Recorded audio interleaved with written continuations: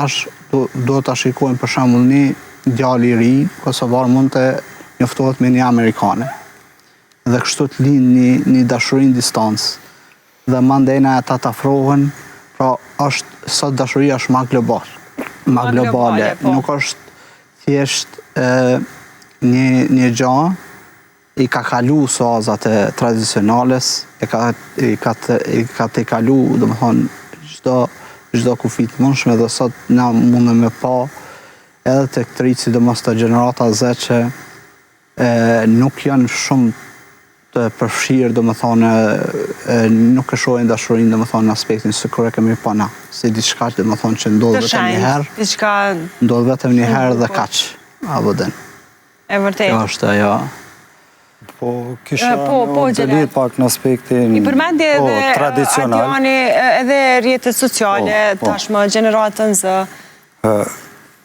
U përmend këto edhe ana tradicionale e lidhjeve. Unë nuk mendoj që duhet zhduket ana tradicionale e lidhjeve, po ajo ma shumë duhet me u negociu për disa gjëra të cilat kanë qenë shumë mira për me ardhur deri tek një lidhje mes partnerëve. Sot shpesh herë gjeneratat e reja janë një situatë ku dëshirojnë me pas dashuri, barazi ndërmjet vete, por shpesh herë kjo opinioni social apo shoqëror ka shumë peshë të madhe në ndikimin e zgjedhjes së partnerit. Edhe këtu rol që luan në familje dhe komunitetin e të cilën ata thjesht jetojnë.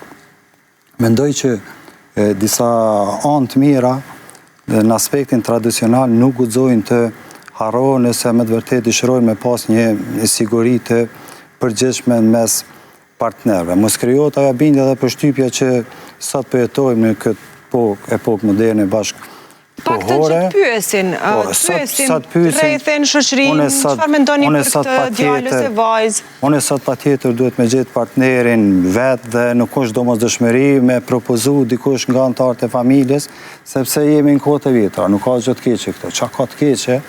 Ditë sodit, shembull me të propozu dikush një partner, ku e din shumë mirë qartë që ajo familje është e mirë, është e shëndoshë, është e arritur, ku paraprakisht i njeh dy partner.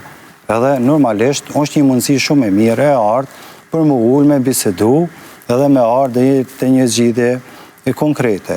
E kështu që unë mendoj që kjo gjë dhe sot po keq kuptohet, sepse në kalumë na e dim se qysh ka pas martesa midis partnerve, thjesht janë pa veç natën kur kanë hinë dhëndër. Mirë po, ditën e dasmës. Mirë po, njëkohësisht ka pas qëndrueshmëri. Tash na mundë me thonë që ka ekzistuar ajo Afrika, ka qenë ajo martesë kështu patriarkale, ku rol dominues udhëz, familje ka pas burri, po dhe sot nuk po funksionon kjo familja e tipit egalitar, familja e tipit demokratik.